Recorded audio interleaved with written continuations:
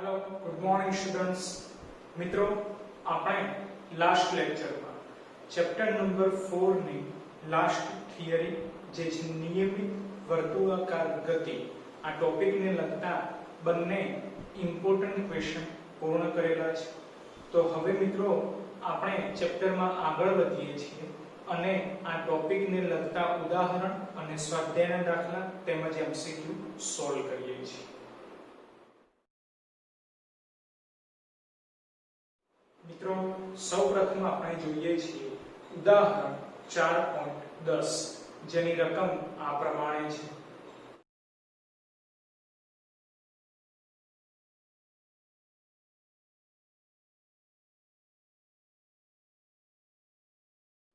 મિત્રો ઉદાહરણ 10 ની રકમમાં તમને આપેલું છે કે કોઈ એક જીવજંતુ વર્તુળાકાર માર્ગની ખાંચમાં ફસાઈ જાય છે અને એ જીવજંતુ આ વર્તુળાકાર માર્ગની ખાંચમાં એક ધારી ગતિ કરે છે। ધેટ મીન્સ કે એની સ્પીડ ફિક્સ છે, અચળ ઝડપે એ જીવજંતુ વર્તુળાકાર ખાંચમાં ગતિ કરે છે। તો મિત્રો આપણે લાસ્ટ લેક્ચરમાં ભણી ગયેલા છે નિયમિત વર્તુળાકાર ગતિની વ્યાખ્યા કે જ્યારે કોઈ પદાર્થ અચળ ઝડપે વર્તુળાકાર માર્ગે ગતિ કરે તો પદાર્થની તેવી ગતિને નિયમિત વર્તુળાકાર ગતિ કહે છે। તો મિત્રો આ વ્યાખ્યા પ્રમાણે આપણે અત્યારે સમજી શકીએ છીએ કે જીવજંતુ એ અચળ ઝડપે વર્તુળાકાર ખાંચમાં ગતિ કરે છે। ધેટ મીન્સ કે જીવજંતુની ગતિ કેવી થઈ તો નિયમિત વર્તુળાકાર ગતિ થઈ કહી શકાય। રાઈટ મિત્રો આગળ રકમમાં આપેલું છે કે આ જે વર્તુળાકાર માર્ગ છે એની ત્રિજ્યા 12 સેન્ટીમીટર છે, જેના આધારે આપણે લખીએ છીએ કે ત્રિજ્યા r બરાબર 12 સેન્ટીમીટર। રાઈટ મિત્રો આગળ રકમમાં કીધેલું છે એ પ્રમાણે કે આ જે જીવજંતુ છે એ 100 સેકન્ડમાં 7 પરિભ્રમણ પૂર્ણ કરે છે। ધેટ મીન્સ કે 7 પરિભ્રમણ પૂર્ણ થવા માટે લાગતો સમય કેટલો છે તો 100 સેકન્ડ જેટલો છે। તો મિત્રો એના આધારે આપણે આવર્તકાળ નક્કી કરી દઈએ। આવર્તકાળ શું છે તો એ આપણે લાસ્ટ લેક્ચરમાં થિયરીમાં ડિસ્કસ કરેલું છે। આવર્તકાળની વ્યાખ્યા કે એક પરિભ્રમણ અથવા તો એક દોલન પૂર્ણ થવા માટે લાગતો સમય જેને આવર્તકાળ કહે છે। તો મિત્રો અત્યારે રકમમાં તમને આપેલું છે કે 7 પરિભ્રમણ પૂર્ણ થવા માટે 100 સેકન્ડ લાગે છે, તો એક પરિભ્રમણ પૂર્ણ થવા માટે લાગતો સમય કેટલો? રાઈટ, તો 7 પરિભ્રમણ બરાબર 100 સેકન્ડ, તો એક પરિભ્રમણ બરાબર કેટલા સેકન્ડ, જેના આધારે આપણને આવર્તકાળ કેપિટલ T મળી જશે જે થશે 100 ભાગ્યા 7 એટલે કે 14.3 અને આવર્તકાળ એ સમય દર્શાવે છે જે કારણોસર એનું એકમ લેવાનું સેકન્ડ। એટલે અત્યારે આપણે કહી શકાય કે જીવજંતુને એક પરિભ્રમણ પૂર્ણ થવા માટે કેટલો સમય લાગે છે? 14.3 સેકન્ડ જેટલો સમય લાગે છે। રાઈટ મિત્રો આગળ રકમમાં તમને બે વસ્તુ શોધવાની કીધેલી છે, એક કોણીય ઝડપ અને રેખીય ઝડપ। તદુપરાંત લાસ્ટમાં કેન્દ્રગામી પ્રવેગ શોધવાનું પણ કીધેલું છે। હવે મિત્રો આપણે લાસ્ટ લેક્ચરમાં નિયમિત વર્તુળાકાર ગતિને લગતા જે બંને ઇમ્પોર્ટન્ટ ક્વેશ્ચન પૂર્ણ કરેલા છે એ બંને ક્વેશ્ચનમાં આપણે જેટલા પણ સૂત્રો ભણ્યા તો એ લેક્ચરમાં મેં કીધું હતું કે આ દરેકે દરેક સૂત્રો આપણે અલગથી નોંધ કરીને તૈયાર રાખવા પડશે, કારણ કે નિયમિત વર્તુળાકાર ગતિને લગતા જેટલા પણ ઉદાહરણ સ્વાધ્યાયના દાખલા અથવા એમસીક્યુ આપણે સોલ્વ કરીશું એના માટે આ દરેક સૂત્રોનો ડાયરેક્ટ ઉપયોગ કરીશું। ઠીક છે, તો મિત્રો હવે આપણે કોણીય ઝડપ શોધવી છે। બોલો તો કોણીય ઝડપનો સિમ્બોલ ઓમેગા। તો હવે આપણે એવું સૂત્ર નક્કી કરવાનું કે ઓમેગાનું એવું સૂત્ર કે સૂત્રમાં ક્યાંક કેપિટલ T આવતા હોય તો સિમ્પલ છે, ઓમેગા બરાબર 2 પાઈ upon T બરાબર। તો 2 પાઈ એટલે 2 as it is પાઈ ની વેલ્યુ 3.14 upon કેપિટલ T ની વેલ્યુ 14.3। તો મિત્રો આનું સાદુરૂપ આપીશું એટલે આપણને ઓમેગા મળી જશે 0.44। ઓમેગા કોણીય ઝડપ જે આપણે શોધવાની હતી એ મળી ગઈ 2π/t સૂત્રના ઉપયોગના આધારે 0.44। હવે એનું એકમ ધ્યાનમાં રાખવાનું છે, તો પાઈ એ રેડિયનમાં છે એટલે રેડિયન અને t જેનો એકમ સેકન્ડ છે એટલે છેદમાં સેકન્ડ। ધેટ મીન્સ કોણીય ઝડપ અથવા તો કોણીય વેગ ઓમેગા જેનું એકમ તમારે યાદ રાખવાનું રેડિયન પર સેકન્ડ, બરાબર છે। આગળ આપણે શોધવાનું છે રેખીય વેગ કે જેનું સિમ્બોલ થશે v. તો મિત્રો હવે આપણે એવું સૂત્ર ધ્યાનમાં લેવું પડે કે જેમાં રેખીય વેગ v અને કોણીય વેગ ઓમેગા બંને આવતા હોય. તો રેખીય વેગ અને કોણીય વેગ વચ્ચેનો સંબંધ દર્શાવતું સૂત્ર v બરાબર r ઓમેગા. બરાબર, v બરાબર r ઓમેગા. r એ વર્તુળાકાર માર્ગની ત્રિજ્યા છે જે તમને આપેલ છે 12 અને ઓમેગા શું છે તો 0.44.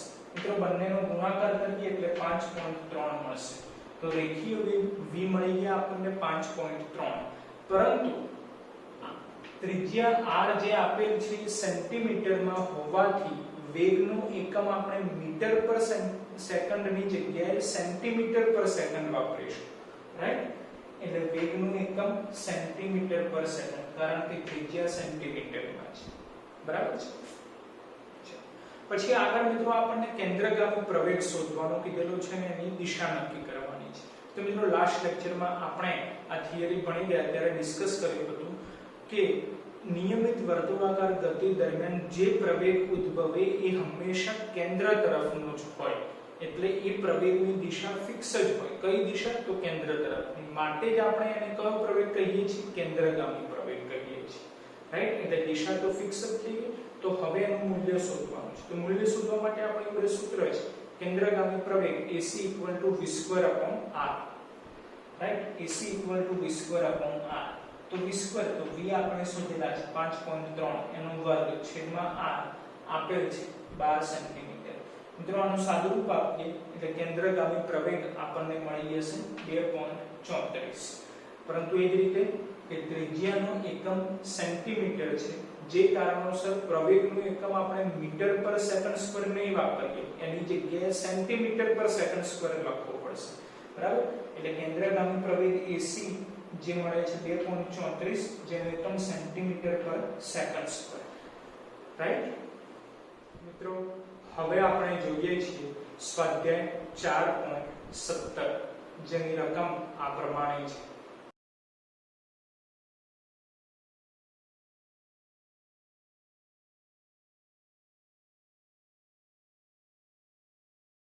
મિત્રો સ્વાધ્યાયના 17મા દાખલાની રકમમાં તમને આપેલું છે કે કોઈ એક દોરીના છેડે પથ્થર બાંધી તેને સમક્ષિતિજ વર્તુળાકાર માર્ગે ફેરવવામાં આવે છે. આ સેન્ટેન્સને આપણે સમજવાનો પ્રયત્ન કરીએ છીએ કે આ દોરી છે. દોરીના એક છેડાને આપણે હાથેથી પકડી લઈએ છીએ, બીજા છેડે પથ્થર બાંધી દઈએ છીએ અને હવે આપણે આ દોરીને ગોળ ફેરવીએ છીએ. વર્તુળાકાર માર્ગે જો આપણે આ રીતે ફેરવીએ તો એક વર્તુળ રચાશે. બરાબર, રકમમાં આપેલું છે કે આપણે આ દોરીને એક ધારી ઝડપથી ફેરવવાની છે. ધેટ મીન્સ કે ગતિ કેવી છે? અચળ ગતિ છે.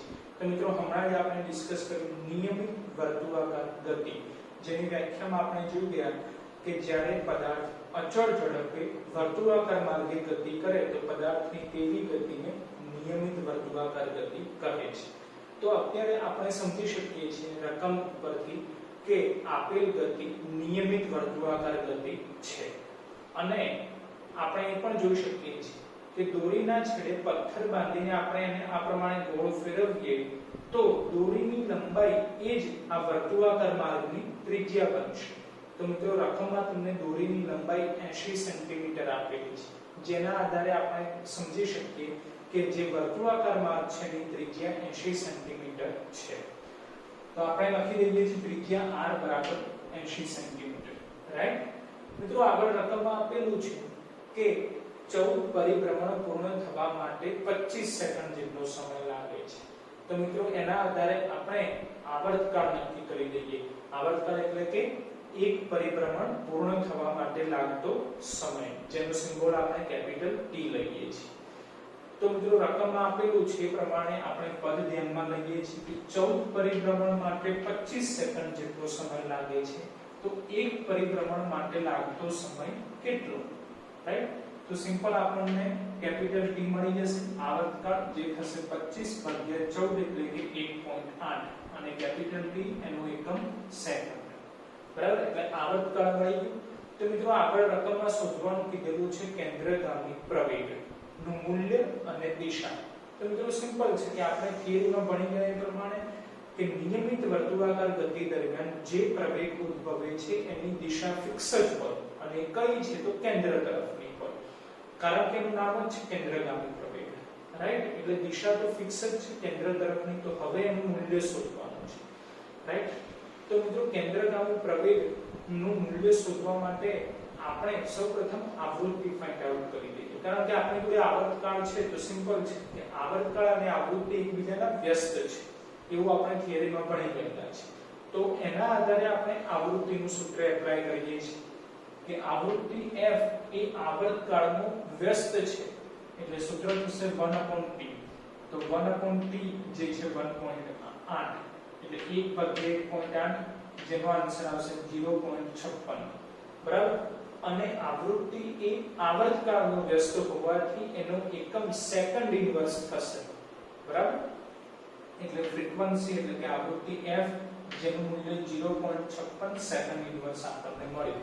તો હવે આપણે કેન્દ્રગામી પ્રવેગનું એવું સૂત્ર યાદ કરવું પડે કે જેમાં ક્યાંક આવૃત્તિ આવતી હોય.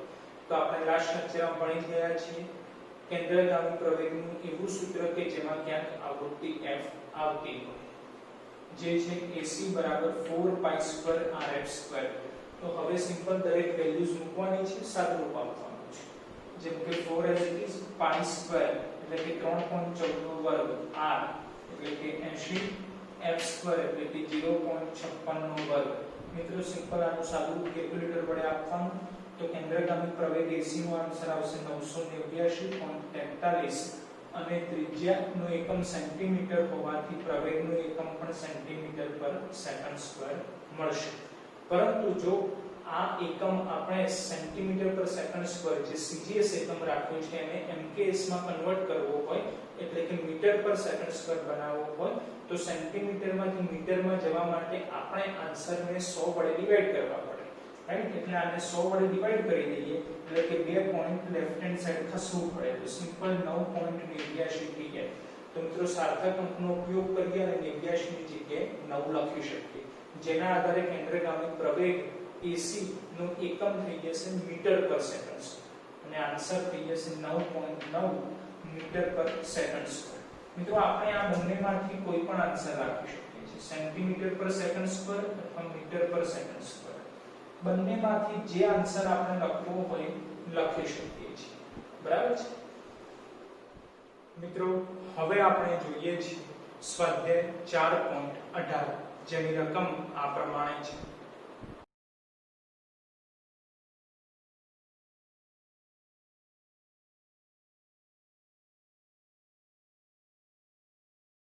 મિત્રો સ્વાધ્યાયના 18મા દાખલાની રકમમાં તમને આપેલું છે કે કોઈ એક વિમાન 900 કિલોમીટર પર અવરની અચળ ઝડપથી વર્તુળાકાર માર્ગે ભ્રમણ કરે છે. મિત્રો રકમમાં આપેલું છે કે ઝડપ અચળ છે. તો મિત્રો આપણે હમણાં જ ડિસ્કસ કર્યું કે નિયમિત વર્તુળાકાર ગતિ જેની વ્યાખ્યા છે કે જ્યારે પદાર્થ અચળ ઝડપે વર્તુળાકાર માર્ગે ભ્રમણ કરે છે તો પદાર્થની તેવી ગતિને નિયમિત વર્તુળાકાર ગતિ કહે છે. તો મિત્રો આ વ્યાખ્યાના આધારે આપણે સમજી શકીએ કે વિમાન એ નિયમિત વર્તુળાકાર ગતિ કરે છે. અને મિત્રો જે પ્રમાણે રકમમાં આપેલું છે પ્રમાણે આ વિમાનની ઝડપ 900 કિલોમીટર/અવર જેટલી છે. પરંતુ આપણને ખ્યાલ છે કે ઝડપ એટલે કે વેગનું એકમ મીટર પર સેકન્ડ હોવો જોઈએ, જે કારણોસર આપણે કિલોમીટર/અવર માંથી મીટર પર સેકન્ડમાં કન્વર્ટ કરવું પડે, રાઈટ. તો વેગ તમને આપેલ છે 900 કિલોમીટર/અવર, પરંતુ એને મીટર પર સેકન્ડમાં કન્વર્ટ કરવા માટે કિલોમીટરમાંથી મીટરમાં જવું પડે. તેના માટે મલ્ટીપ્લાય 1000 કરવું પડે, એટલે 900 ગુણ્યા 1000 કરી દઈએ. અને અવરમાંથી સેકન્ડમાં જવું પડે તો અવરમાંથી સેકન્ડમાં જવા માટે 3600 વડે ડિવાઈડ કરવા પડે, રાઈટ. એટલે ડિવાઈડ બાય 3600 કરી દઈએ. તો મિત્રો આનું સાદુરૂપ આપીએ એટલે 250 મળશે, જેના આધારે આપણને વેગનું એકમ મળશે મીટર પર સેકન્ડ. એટલે વેગ મળી ગયા 250 મીટર પર સેકન્ડ, બરાબર. આગળ મિત્રો રકમમાં આપેલું છે કે વિમાન જે વર્તુળાકાર માર્ગ રચે છે એ વર્તુળાકાર માર્ગની ત્રિજ્યા 1 કિલોમીટર છે. તો એને પણ કિલોમીટરમાંથી મીટરમાં કન્વર્ટ કરવું પડે. તો સિમ્પલ 1 કિલોમીટર એટલે કે 1000 મીટર. એટલે ત્રિજ્યા r તમને આપેલ છે 1000 મીટર અને ગુરુત્વ પ્રવેગ g જેની વેલ્યુ આપણને ખ્યાલ જ છે 9.8 મીટર પર સેકન્ડ સ્ક્વેર. તો મિત્રો રકમમાં કીધેલું છે કેન્દ્રગામી પ્રવેગ અને ગુરુત્વીય પ્રવેગ આ બંને પ્રવેગની કમ્પેરિઝન કરો. આપણે આ બંને પ્રવેગની સરખામણી કરવાની છે. જેમાં ગુરુત્વ પ્રવેગની વેલ્યુ આપણને ખ્યાલ છે પણ કેન્દ્રગામી પ્રવેગની વેલ્યુ આપણને ખબર નથી. તો સૌપ્રથમ આપણે કેન્દ્રગામી પ્રવેગની વેલ્યુ ફાઇન્ડ આઉટ કરી લઈએ. જેના માટે આપણી જોડે વેગ છે અને r છે. તો કેન્દ્રગામી પ્રવેગનું સૂત્ર v²r. આ સૂત્ર આપણે એપ્લાય કરીએ છીએ. AC v²r. v² એટલે કે 250 નો વર્ગ અને છેદમાં r એટલે કે 1000. તો મિત્રો આનું સાદું રૂપ આપીએ એટલે કેન્દ્રગામી પ્રવેગ AC આપણને મળી જશે 62.5 જેનું એકમ મીટર પર સેકન્ડ સ્ક્વેર. તો હવે આપણી જોડે કેન્દ્રગામી પ્રવેગ પણ છે અને ગુરુત્વીય પ્રવેગ પણ છે. તો બંનેની કમ્પેરિઝન કરવા માટે આપણે તેમનો ગુણોત્તર લઈ લઈએ છીએ. બરાબર? તો જુઓ AC / g AC 62.5 / g 9.8. મિત્રો આનો ભાગાકાર કરીશું એટલે આન્સર આવશે 6.4. જેના આધારે આપણે સમજી શકીએ કે AC = 6.4 * g જ્યાં g શું છે તો ગુરુત્વીય પ્રવેગ. તો મિત્રો આ જે રિલેશન છે એ ગુરુત્વીય પ્રવેગ અને કેન્દ્રગામી પ્રવેગ વચ્ચેનો સંબંધ એટલે કે આ કિસ્સા માટે કેન્દ્રગામી પ્રવેગ અને ગુરુત્વીય પ્રવેગ વચ્ચેની સરખામણી દર્શાવે છે. મિત્રો હવે આપણે આ ટોપિકને લગતા MCQ સોલ્વ કરીશું. જેમાં જોઈએ છીએ MCQ નંબર 1 જેની રકમ આ પ્રમાણે છે.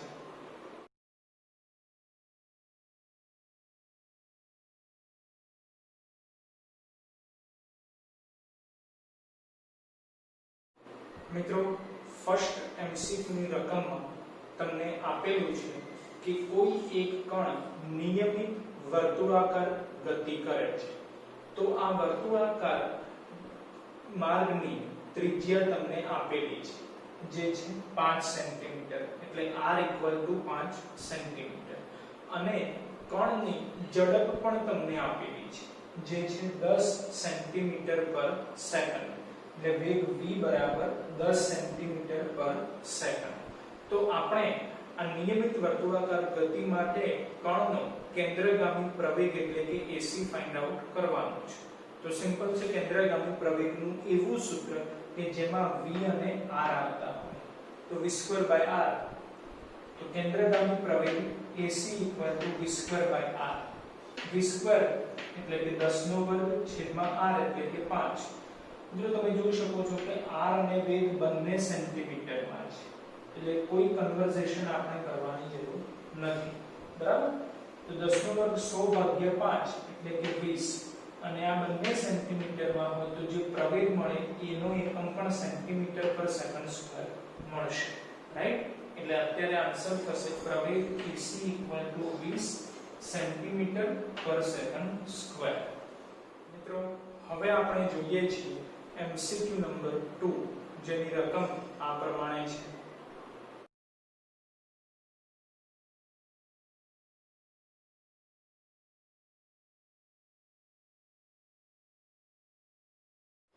મિત્રો બીજા MCQ ની રકમમાં તમને આપેલું છે પ્રમાણે એક દોરીના છેડે પથ્થર બાંધી તેને વર્તુળાકાર માર્ગે ભ્રમણ કરાવવામાં આવે છે. ધેટ મીન્સ કે આ ધારો કે એક દોરી છે એના એક છેડાને આપણે હાથેથી પકડી લઈએ બીજા છેડે પથ્થર બાંધી દઈએ છીએ અને દોરીને આપણે આ રીતે વર્તુળાકાર માર્ગે ભ્રમણ આપીએ છીએ અને જે વર્તુળાકાર માર્ગે ગતિ થાય છે એમાં સ્પીડ કેવી છે તો અચળ છે. તો મિત્રો આપણે આગળ ડિસ્કસ કર્યું એ પ્રમાણે કે અચળ ઝડપે વર્તુળાકાર માર્ગે ગતિ થતી હોય તો પદાર્થની તેવી ગતિને નિયમિત વર્તુળાકાર ગતિ કહે છે. જેના આધારે આપણે કહી શકાય કે અત્યારે જે કિસ્સો છે નિયમિત વર્તુળાકાર ગતિનો કિસ્સો છે કે જેમાં આપણે આ જે સ્વાધ્યાયનો દાખલો સોલ્વ કર્યો એ પ્રમાણે છે કે દોરીના છેડે પથ્થર બાંધી જો આપણે એને આ પ્રમાણે ગોળ ફેરવીએ વર્તુળાકાર માર્ગે તો દોરીની જે લંબાઈ છે એ જ વર્તુળાકાર માર્ગની ત્રિજ્યા બને છે તો મિત્રો અત્યારે રકમમાં તમને દોરીની લંબાઈ 2 મીટર આપેલી છે, જે આ કિસ્સામાં વર્તુળાકાર માર્ગની ત્રિજ્યા થશે, જેના આધારે આપણે લખી શકીએ કે ત્રિજ્યા r બરાબર 2 મીટર. બરાબર મિત્રો, આગળ રકમમાં કીધેલું છે પ્રમાણે કે 20 સેકન્ડમાં 10 પરિભ્રમણ પૂર્ણ થાય છે. તો આપણે આવર્તકાળ ડિસ્કસ કરી લઈએ. 10 પરિભ્રમણ માટે 20 સેકન્ડ લાગે છે, તો એક પરિભ્રમણ માટે લાગતો સમય જેને આવર્તકાળ કહે છે, તો એ આવર્તકાળ મળી જશે. 10 પરિભ્રમણ માટે 20 સેકન્ડ, તો એક પરિભ્રમણ માટે કેટલો સમય? તો આવર્તકાળ t બરાબર 20 ભાગ્યા 10 એટલે કે 2 સેકન્ડ મળશે. તો આવર્તકાળ કેપિટલ T આપણને મળી ગયો 2 સેકન્ડ. મિત્રો, આગળ રકમમાં આપણે કેન્દ્રગામી પ્રવેગ AC નું મૂલ્ય શોધવાનું છે. તો જુઓ તો સેમ આ જ દાખલો છે. ત્રિજ્યા આપેલ હતી, કેપિટલ T પણ આપણે શોધી કાઢ્યા અને કેન્દ્રગામી પ્રવેગ AC આપણે શોધવાના છે. તેના માટે જે રીતે આપણે આ સ્વાધ્યાયનો દાખલો સોલ્વ કર્યો એ પ્રમાણે આવૃત્તિ શોધી કાઢી. તો આપણને ખ્યાલ છે કે આવૃત્તિ અને આવર્તકાળ એકબીજાના વ્યસ્ત હોવાથી આવૃત્તિ f નું સૂત્ર 1/t. તો આવૃત્તિ f બરાબર 1/t એટલે 1/2 એટલે કે 0.5 અને આવૃત્તિનું એકમ સેકન્ડ ઇન્વર્સ એટલે આવૃત્તિ f મળી ગઈ. તો હવે આપણે કેન્દ્રગામી પ્રવેગનું સૂત્ર એપ્લાય કરીએ છીએ. કેન્દ્રગામી પ્રવેગ AC 4π2rh².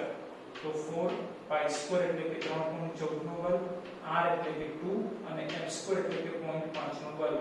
મિત્રો, સિમ્પલ આનું સાદુરૂપ આપી દેવાનું કેલ્ક્યુલેટર વડે. એટલે કેન્દ્રગામી પ્રવેગ AC નો આન્સર આવી જશે 19.72, જેનો એકમ મીટર પર સેકન્ડ સ્ક્વેર. રાઈટ મિત્રો, હવે આપણે જોઈએ છીએ MCQ નંબર 3, જેની રકમ આ પ્રમાણે છે.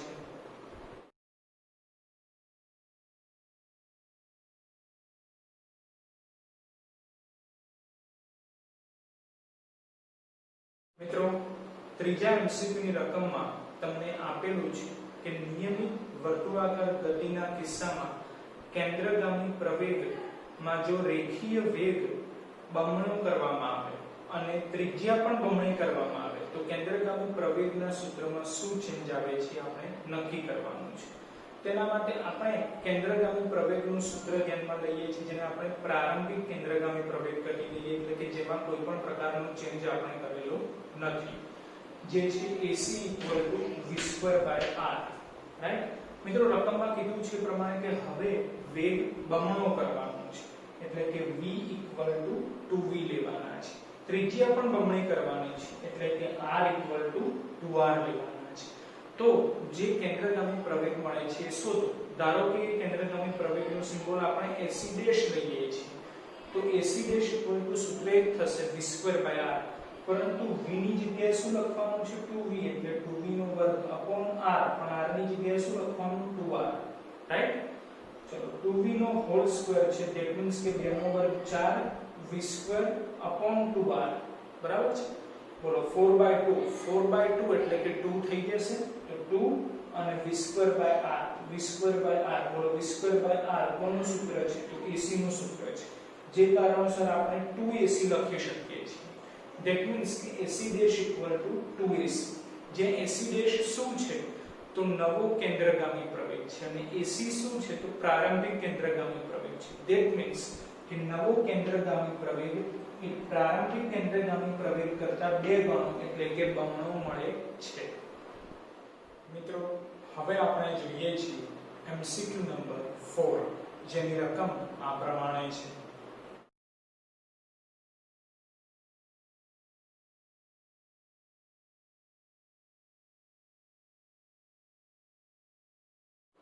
મિત્રો, ચોથા MCQ ની રકમમાં તમને કીધેલું છે કે કોઈ એક કણ અચળ ઝડપે વર્તુળાકાર માર્ગે ભ્રમણ કરે છે. તો મિત્રો, આપણે આગળ જોઈ ગયા પ્રમાણે કે જ્યારે અચળ ઝડપે વર્તુળાકાર માર્ગે ભ્રમણ થાય તો પદાર્થની તેવી ગતિને નિયમિત વર્તુળાકાર ગતિ કહે છે. એટલે અત્યારે આપણે કહી શકીએ કે પદાર્થ નિયમિત વર્તુળાકાર ગતિ કરે છે. જેના માટે રકમમાં તમને આપેલું છે કે આ જે વર્તુળાકાર માર્ગ છે એ વર્તુળાકાર માર્ગની ત્રિજ્યા તમને આપેલી છે, જે છે 5 સેન્ટીમીટર જેટલી. એટલે આપણે r1 = 5 સેન્ટીમીટર લખી દઈએ છે અને જે પદાર્થ વર્તુળાકાર માર્ગે ભ્રમણ કરે છે એ પદાર્થની ઝડપ તમને આપેલી છે જે છે 10 સેન્ટીમીટર પર સેકન્ડ, એટલે એને આપણે v1 સ્વરૂપે લખી દઈએ છીએ v1 10 સેન્ટીમીટર પર સેકન્ડ। મિત્રો આગળ રકમમાં કીધેલું છે કે હવે જો આ ત્રિજ્યા આપણે 4 ગણી વધારી દઈએ, ધેટ મીન્સ હતી કેટલી 5 અને 4 ગણી વધારી દઈએ, ધેટ મીન્સ કે 4 * 5 એટલે કે 20 સેન્ટીમીટર જેટલી ત્રિજ્યા કરી દઈએ અને જો કેન્દ્રગામી પ્રવેગ અચળ રહેતો હોય તો હવે પદાર્થનો વેગ આપણે શોધવાનો છે। એટલે બીજી ત્રિજ્યા r2 બરાબર 20 સેન્ટીમીટર લઈ લઈએ અને કેન્દ્રગામી પ્રવેગ ac અચળ છે તો આપણે મળતો નવો વેગ v2 કહી દઈએ, એ v2 આપણે શોધવાના છે, રાઈટ। મિત્રો શરૂઆતનો જે કિસ્સો છે અને પછી જ્યારે ત્રિજ્યા 4 ગણી કરીએ છીએ એ બીજો કિસ્સો છે। બંને કિસ્સા દરમિયાન કેન્દ્રગામી પ્રવેગ અચળ છે તેનો જ આપણે ઉપયોગ કરવાનો છે। જેમ કે કેન્દ્રગામી પ્રવેગ AC1 એટલે કે પહેલો કિસ્સો છે અને AC2 એટલે કે બીજો કિસ્સો છે। બંને દરમિયાન કેન્દ્રગામી પ્રવેગ કેવો છે અચળ છે, ધેટ મીન્સ કે પ્રારંભમાં જેટલી કિંમત હતી એટલી જ અંતમાં રહે છે, રાઈટ। એટલે AC1 AC2 તો હવે કેન્દ્રગામી પ્રવેગ AC નું સૂત્ર તો v2/r એટલે v1/r1 v2/r2 આપણે v2 શોધવાના છે એટલે સિમ્પલ v2² ને કરતા બનાવીએ છીએ તો v2² ને કરતા બનાવીએ તો r2 ઉપર ગુણાશે એટલે v1/r2/r1 રાઈટ। v1² તો v1 છે 10 બોલો 10 નો વર્ગ 100 ગુણાકારમાં r2 જે છે 20 અને છેદમાં r1 જે છે 5 બોલો 20/5 એટલે 4 થઈ જશે, પરંતુ ગુણાકારમાં 100 છે એટલે 400। મિત્રો આ જે 400 મળ્યા એ v2² મળ્યા, આપણે v2 શોધવાના છે તો સિમ્પલ છે કે 400 નું વર્ગમૂળ એટલે કે 20 થઈ જશે। તો v2 આપણે શોધવાના હતા જે મળે છે 20 સેન્ટીમીટર પર સેકન્ડ, બરાબર। મિત્રો હવે આપણે જોઈએ છીએ MCQ નંબર 5 જેની રકમ આ પ્રમાણે છે।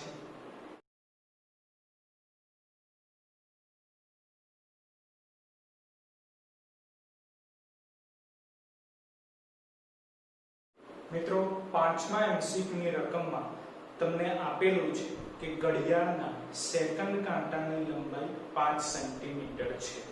મિત્રો આપણને ખ્યાલ છે કે ઘડિયાળનો સેકન્ડ કાંટો આ પ્રમાણે આપણે વિચારીએ તો એ આ પ્રમાણે વર્તુળાકાર માર્ગે ભ્રમણ કરે છે, રાઈટ। તો ઘડિયાળના સેકન્ડ કાંટાની જે ઝડપ છે એ સંપૂર્ણ વર્તુળાકાર ગતિ દરમિયાન એકધારી છે, ધેટ મીન્સ કે એની સ્પીડ કેવી છે અચળ છે અને ગતિ કેવી છે વર્તુળાકાર છે, જેના આધારે આપણે સમજી શકીએ કે ઘડિયાળનો સેકન્ડ કાંટો જે છે એ નિયમિત વર્તુળાકાર ગતિ કરે છે। હવે મિત્રો આગળ આપણને રકમમાં કીધેલું છે કે આ ઘડિયાળનો જે સેકન્ડ કાંટો છે એની લંબાઈ 5 સેન્ટીમીટર છે અને એ આ પ્રમાણે વર્તુળાકાર માર્ગે ભ્રમણ કરે છે। તો સિમ્પલ છે કે જે વર્તુળાકાર માર્ગ રચાય એ વર્તુળાકાર માર્ગની ત્રિજ્યા એ ઘડિયાળના સેકન્ડ કાંટાની લંબાઈ બને, ધેટ મીન્સ કે અત્યારે જે સેકન્ડ કાંટાની લંબાઈ આપેલી છે એ જ એની ત્રિજ્યા કહેવાશે જે 5 સેન્ટીમીટર આપેલ છે।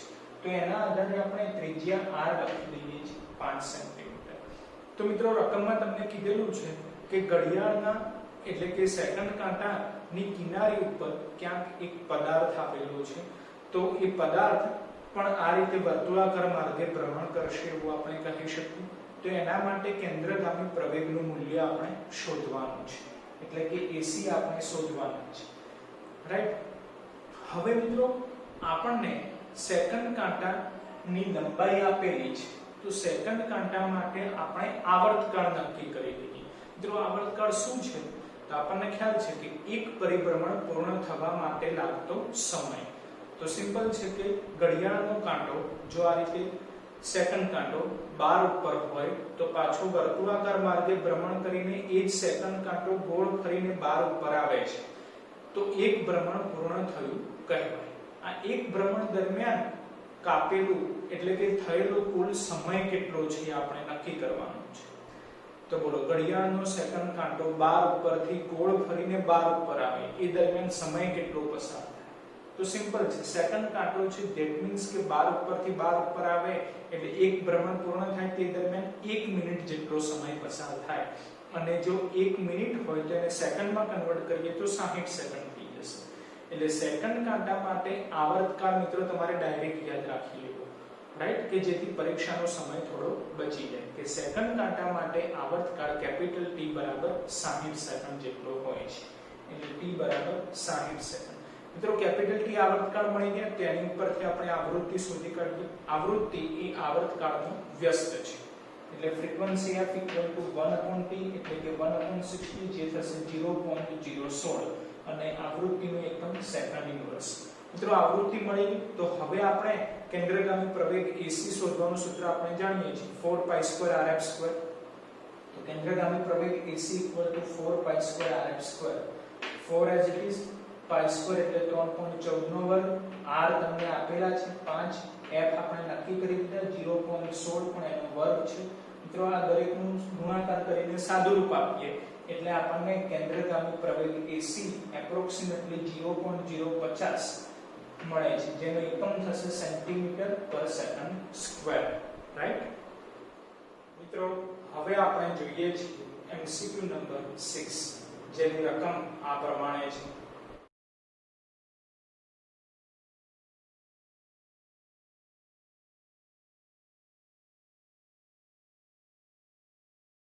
મિત્રો છઠ્ઠા MCQ ની રકમમાં તમને આપેલું છે કે ઘડિયાળનો મિનિટ કાંટો જેની લંબાઈ 6 સેન્ટીમીટર છે અને ઘડિયાળનો કલાકનો કાંટો જેની લંબાઈ 4 સેન્ટીમીટર છે. મિત્રો હમણાં આપણે વાતચીત કરીએ પ્રમાણે કે ઘડિયાળનો મિનિટ કાંટો હોય કે કલાક કાંટો હોય કે સેકન્ડ કાંટો હોય, દરેકની સ્પીડ કેવી રહેશે? એક ધારી રહેશે. ધેટ મીન્સ કે ત્રણે ત્રણ કાંટો, મિનિટ કાંટો, કલાક કાંટો કે સેકન્ડ કાંટો, ત્રણે ત્રણ કાંટાઓ એક ધારી ઝડપથી ગતિ કરે છે. ધેટ મીન્સ કે એની ઝડપ કેવી છે? અચળ છે. સાથે ગતિ પણ કેવી છે? તો વર્તુળાકાર ગતિ છે. ધેટ મીન્સ કે ત્રણે કાંટાઓ માટે આપણે કહી શકીએ કે ગતિ નિયમિત વર્તુળાકાર ગતિ છે, રાઈટ. અને સાથે આપણે અગાઉ સમજ્યા પ્રમાણે કે કાંટાની જે લંબાઈ છે એ જ વર્તુળાકાર માર્ગની ત્રિજ્યા છે એવું આપણે સમજી શકીએ. તો મિત્રો અત્યારે મિનિટ કાંટાની લંબાઈ 6 સેન્ટીમીટર આપેલી છે, તો આપણે ડાયરેક્ટ કહી શકીએ કે મિનિટ કાંટાની જે લંબાઈ છે એ જ એની ત્રિજ્યા છે, રાઈટ. એટલે rm, m સિમ્બોલ એ આપણે મિનિટ કાંટા માટે લઈએ છીએ અને h સિમ્બોલ એ આપણે કલાક કાંટા માટે લઈશું. તો rm 6 સેન્ટીમીટર આપેલ છે, રાઈટ. એવી જ રીતે કલાક કાંટાની લંબાઈ 4 સેન્ટીમીટર આપેલી છે, તો એ જ એની ત્રિજ્યા થઈ બનશે, બરાબર. એટલે RH 4 સેન્ટીમીટર થશે. તો મિત્રો આપણને કીધેલું છે રકમમાં કે મિનિટ કાંટા માટે કેન્દ્રગામી પ્રવેગ અને કલાક કાંટા માટે કેન્દ્રગામી પ્રવેગનો ગુણોત્તર શોધવાનો છે. એટલે કે AM જે મિનિટ કાંટાનો કેન્દ્રગામી પ્રવેગ છે, AH જે કલાક કાંટાનો કેન્દ્રગામી પ્રવેગ છે, બંનેનો ગુણોત્તર આપણે ફાઇન્ડ આઉટ કરવાનો છે, બરાબર. તો કેન્દ્રગામી પ્રવેગ આપણે શોધવાનો છે જેના માટે ત્રિજ્યા r આપેલી છે, બરાબર. તો તમે જોઈ શકો છો કે અગાઉ આપણે જે MCQ સોલ્વ કર્યો એના પ્રમાણેની જ રકમ છે કે ત્રિજ્યા r આપેલી હતી, કેન્દ્રગામી પ્રવેગ આપણે શોધવાનો હતો, રાઈટ. તો એના માટે આપણે શું કર્યું કે પાંચમા MCQ માં સેકન્ડ કાંટાની ડિટેલ હતી. ધેટ મીન્સ સેકન્ડ કાંટા માટે આપણે આવર્તકાળ ફાઇન્ડ આઉટ કર્યો, એની ઉપરથી આવૃત્તિ ફાઇન્ડ આઉટ કરી અને એના આધારે કેન્દ્રગામી પ્રવેગ ફાઇન્ડ આઉટ કરેલ છે, રાઈટ. તો હવે એ જ પ્રમાણે અત્યારે આપણને છઠ્ઠા MCQ માં મિનિટ કાંટા અને કલાક કાંટાની વાત કરેલી છે, તો હવે આપણે આ બંને કાંટા માટે આવર્તકાળ ફાઇન્ડ આઉટ કરી લઈએ, ઠીક છે. તો સૌપ્રથમ આપણે મિનિટ કાંટાનો આવર્તકાળ નક્કી કરવો છે. બોલો મિત્રો, મિનિટ કાંટો એટલે કે મોટો કાંટો, રાઈટ, જે 12 ઉપર છે, 12 ઉપર છે, વર્તુળાકાર માર્ગે ભ્રમણ કરીને એટલે કે એક પરિભ્રમણ પૂર્ણ કરીને ફરીથી 12 ઉપર આવે એ દરમિયાન કેટલો સમય પસાર થાય?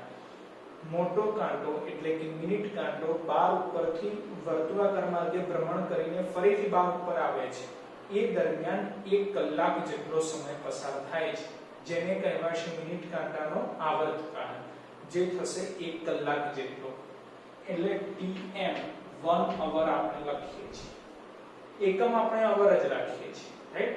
સમયનો એકમ તમે અવર, મિનિટ, સેકન્ડ ત્રણેયમાંથી ગમે તે રાખી શકો છો, જેવી તમારી જરૂરિયાત હોય એ પ્રમાણે આપણે રાખી શકીએ છીએ, રાઈટ? હવે કલાક કાંટા માટે આપણે આવર્તકાળ નક્કી કરીએ છીએ. કલાકનો કાંટો એટલે કે નાનો કાંટો. ઘડિયાળનો નાનો કાંટો જો 12 ઉપર હોય, આ રીતે ઘડિયાળનો નાનો કાંટો 12 ઉપર છે અને વર્તુળાકાર માર્ગે ભ્રમણ કરીને ફરીથી 12 ઉપર આવે, બોલો એ દરમિયાન કેટલો સમય પસાર થાય?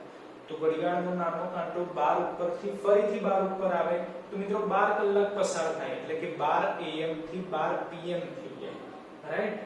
તો એવા સંજોગોમાં 12 કલાક પસાર થયા છે એમ કહી શકાય. એટલે ઘડિયાળના નાના કાંટાની એટલે કે કલાક કાંટા માટે આવર્તકાળ મિત્રો યાદ રાખવાનું, જે થશે 12 કલાક જેટલો. એટલે TH બરાબર 12 અવર આપણે લખી દઈએ છીએ, બરાબર? હવે બંને માટે આવર્તકાળ આપણને મળી ગયા છે. તો મિત્રો એવું સૂત્ર આપણે ધ્યાનમાં લેવાનું છે કે જે કેન્દ્રગામી પ્રવેગનું હોય અને જેના સૂત્રમાં ક્યાંક આવર્તકાળ આવતો હોય, રાઈટ? તો જો આપણે અગાઉના MCQ માં સૂત્રમાં આપેલું છે 4π2Rf², પરંતુ f આવૃત્તિ છે જેનું સૂત્ર શું થાય? 1/t. 1/t that means અહીંયા f ની જગ્યાએ 1/t મૂકી દો તો સૂત્ર શું થઈ જાય? 4π2R/t². 4π2R/t². તે સૂત્ર એપ્લાય કરીએ છીએ. Am = 4π2Rm/tm² અને Ah = 4π2RH/ph², રાઈટ? સિમ્પલ બંને માટે, એટલે કે મિનિટ કાંટો હોય કે કલાકનો કાંટો, 4π² તો બદલાવાના નથી. બદલાવાનું શું છે? તો r એટલે કે એની ત્રિજ્યા અને કેપિટલ T એટલે કે એનો આવર્તકાળ. તો m સિમ્બોલ એ મિનિટ કાંટા માટે છે, એટલે મિનિટ કાંટા માટે કેન્દ્રગામી પ્રવેગ, પછી આ થશે મિનિટ કાંટા માટે ત્રિજ્યા, આ થશે મિનિટ કાંટા માટે આવર્તકાળ, આ થશે કલાક કાંટા માટે કેન્દ્રગામી પ્રવેગ AH, બરાબર? આ થશે RH એટલે કે કલાક કાંટા માટેની ત્રિજ્યા, TH એટલે કે કલાક કાંટા માટેનો આવર્તકાળ, રાઈટ? તો AM AH બંનેના સૂત્રો મળ્યા, બંનેનો ગુણોત્તર લઈ લઈએ. તો AM/AH બરાબર AM પહેલા લખી દઈએ 4π2Rm/tm². પછી AH છેદમાં છે એની જગ્યાએ જો ગુણાકારમાં લખીએ તો પદ ઉલટાઈ જશે, બરાબર? એટલે TH² જે છેદમાં હતા એ ઉપર આવી જશે, TH²/4π2RH જે ઉપરની સાઈડ હતા એ છેદમાં આવી જશે 4π2RH. તો મિત્રો જે અચળ છે 4π² એ કેન્સલ થઈ જશે, બરાબર? બાકી શું રહ્યું? Rm * TH²/tm² ગુણાકારમાં RH, રાઈટ? ચલો Rm કેટલા છે? તો 6 ગુણાકારમાં TH² એટલે કે 12 નો વર્ગ એટલે 12 * 12 લખી દઈએ, છેદમાં RH કેટલા છે? તો 4 ગુણાકારમાં tm² એટલે કે 1 નો વર્ગ એટલે 1 * 1, રાઈટ? મિત્રો ખાસ ધ્યાન રાખજો કે અહીં ગુણોત્તર વાળું પદ છે, ધેટ મીન્સ કે બંનેના એકમો એક સમાન હોવા જોઈએ. એટલે Rm નો એકમ અને RH નો એકમ એક સમાન હોવો જોઈએ. તો Rm અને RH બંને સેન્ટીમીટરમાં છે, ઓકે? એ જ રીતે TH અને TM નો એકમ પણ કેવો હોવો જોઈએ? એક સમાન હોવો જોઈએ. તો TH અવરમાં છે અને TM પણ અવરમાં છે, એટલે બંનેનો એકમ એક સમાન છે. જો તમે અવરની જગ્યાએ સેકન્ડ રાખો બંનેના એકમ તો પણ ચાલે, મિનિટ રાખો તો પણ ચાલે, પરંતુ એક અવરમાં અને એક સેકન્ડમાં હોય એવું ન ચાલે, રાઈટ? એટલે બંનેનો એકમ કેવો રાખવો પડે? સેમ રાખવો પડે, બરાબર છે? તો હવે સાદુરૂપ આપીએ. 4 * 12 થશે, ધેટ મીન્સ 12 * 3 = 36 * 6 216. એટલે મિત્રો આપણે AM/AH શોધવાના હતા, જે 216 મળે છે.